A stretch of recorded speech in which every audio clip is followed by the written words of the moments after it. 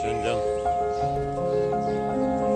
Kauno miestas švenčia savo gimtadienį. Nuo kada tampama kauniečiu? Aš turiu omeny, kada, tarkim, jeigu persikraustai gyventi Kauną, tai po 5 metų ar po 10. Man tai kaip 9 kartos kauniečiai tai didelė šventė.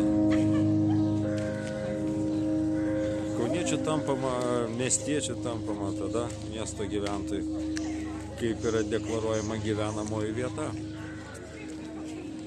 Tai vakar einu mieste ir girdžiu šaukia vaikai Dariau. Galvoju, kas čia mane gali šaukti. Dar kartą išgirdau Dariau. Atsisuku atgal. Žiūriu, vaikų būrys. Mojuoja rankom. Malonus jausmas. Ir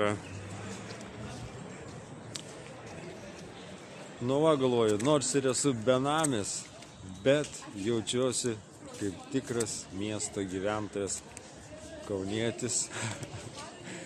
Tai su gimtadieniu Kauno miesto gyventojai.